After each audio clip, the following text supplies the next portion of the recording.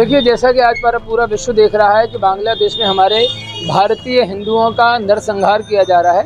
भारतीय हिंदुओं पर तरह तरह के अत्याचार किए जा रहे हैं, माता बहनों पर तरह तरह के अत्याचार वहाँ किए जा रहे हैं। तो जब ये खबर भारत में आई है तो जगह जगह इसका विरोध हो रहा है। तो आज इसी क्रम में हमारे यहाँ मथुरा में ब्रजभूमि में हज़ारों की संख्या में ब्रजवासी इकट्ठे हुए और सभी ब्रजवासियों ने मिलकर इसका विरोध किया है।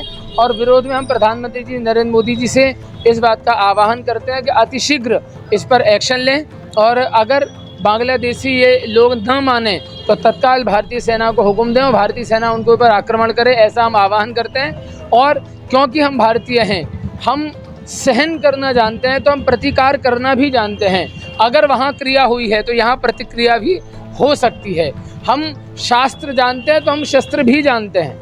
तो निश्चित रूप से हमारा ये आह्वान है कि मोदी जी इस पर एक्शन लें और इन बांग्लादेशियों को इनका दमन करें, इनको नष्ट करें और ऐसी इनको एक शिक्षा दें ताकि आगे भी कभी विश्व में हमारे किसी भारतीय हिंदू पर कोई अत्याचार ना करे। ऐसा आह्वान करने के लिए और बांग्लादेशी मुस्लिमों का विरोध करने के लिए आज हमने यहाँ एक रैली निकाली है जो कि हिंदुओं पर अत्याचार कर रहे हैं। और हम ये बात कहना चाहते हैं आपके चैनल के माध्यम से कि कभी भी हिंदू अकेला नहीं है, और केवल बांग्लादेश नहीं, पूरे विश्व में जहाँ जहाँ हिंदू रहते हैं, हिंदुस्तान के हिंदू हमेशा उनके साथ थे और साथ हैं और साथ रहेंगे। जब जब हमारे किसी हिंदू भाई पर कोई अत्याचार होगा, हम हमेशा उनके साथ खड़े रहेंगे, भले ही हमें बलिदान देना पड़े या किसी का बलिदान लेना पड़े। ये हमारी खुली हुई बात है। क्या चाहते हैं भारत सरकार की तत्काल वहाँ कार्रवाई?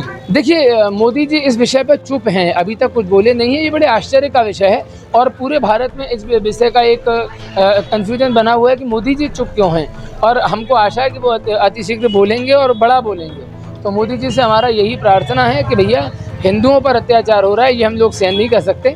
तो हम भारतीय सरकार से यही चाहते हैं कि अतिशीघ्र जो है बांग्लादेश को या तो एक अल्टीमेटम दे के उनको शांत किया जाए कि हिंदुओं पर अत्याचार कम हो, नहीं हो तो हमारी भारतीय सेना उन पर आक्रमण करे और उनका दमन करे। हालांकि आज बांग्लादेश में जो हालात बने हुए उसको लेकर एक रैली की, देखिए, आज 1 मार्च का आयोजन किया गया था विश्राम घाट पर। पहले जो बांग्लादेशी हिंदू भाई बहन मारे गए हैं उनके लिए श्रद्धांजलि सभा का आयोजन किया गया था। फूल अर्पण माँ यमुना जी के चरणों में अर्पित करके उनको श्रद्धांजलि दी गई। उसके बाद 1 मार्च के रूप में विश्राम घाट से विकास बाजार तक निकला।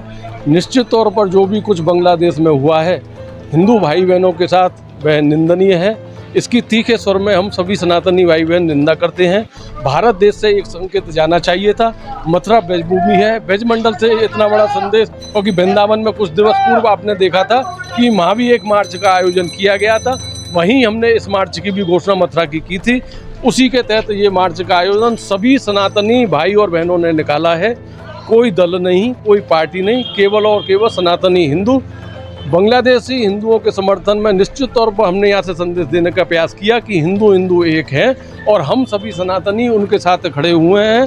भारत सरकार के यशस्वी प्रधानमंत्री नरेंद्र मोदी जी से मांग की गई है कि वह तत्काल ऐसा कदम उठाएं कि जो डर वहाँ बैठ गया है हिंदू भाइयों बहनों के, वह तत्काल समाप्त हो। जो अंतरिम सरकार वहाँ बनी है, इस चैनल के माध्यम से मैं अपील करूँगा वह भी वहाँ पर अल्पसंख्यक की भूमिका में हिंदू हैं उनके लिए कार्य करें, क्योंकि यहाँ पर आप देखते हैं कि मुस्लिम समुदाय के लिए भारत कितना कुछ करता है।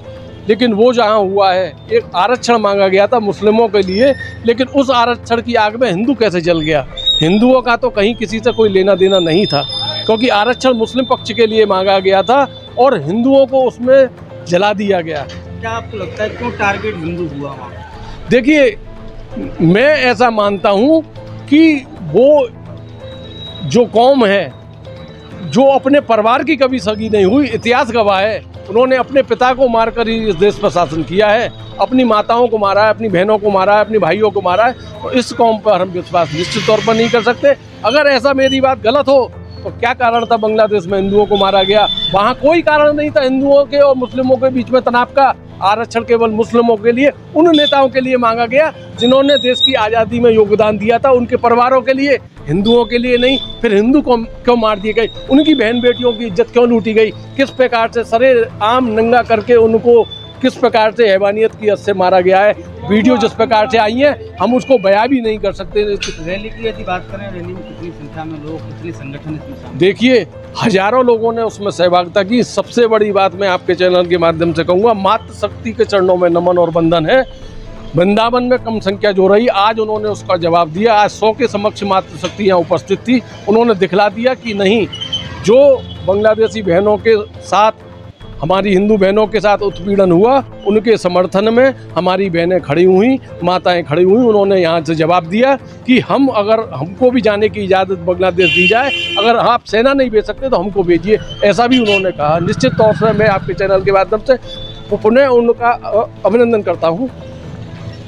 पाराशर जी, कुछ हाँ, हिंदू संकट में आ गया और हिंदुओं को मारने लगे। इसकी योजना तो काफ़ी लंबे समय से रची जा रही थी, और जिस वक्त शेख हसीना जी ने हिंदुस्तान में शरण ली, जब से ये कांड ज़्यादा हुआ, जिस तरह से वहाँ नरसंहार हुआ, हिंदुओं का नरसंहार हुआ, विवश हत्याकांड हुआ, इसकी हम घोर निंदा करते हैं, भर्त्सना करते हैं। आज हिंदू जनमानस ने ब्रज क्षेत्र से उठी इस चिंगारी को आगे तक पहुँचा दिया है। जैसे कि आप देखिएगा, एक आध दिन में ब्रज के अनेक क्षेत्रों में और उससे बाहर भी अनेक संगठन, अनेक हिंदूवादी संगठन, अनेक हिंदू इसको आगे बढ़ाएंगे। हमारा ये सभी से निवेदन, और आज ऐसी बारिश में भी जिन लोगों ने भाग लिया, सहयोग किया, सभी का नमन, वंदन और सभी का बहुत बहुत धन्यवाद, आभार प्रकट करता हूं।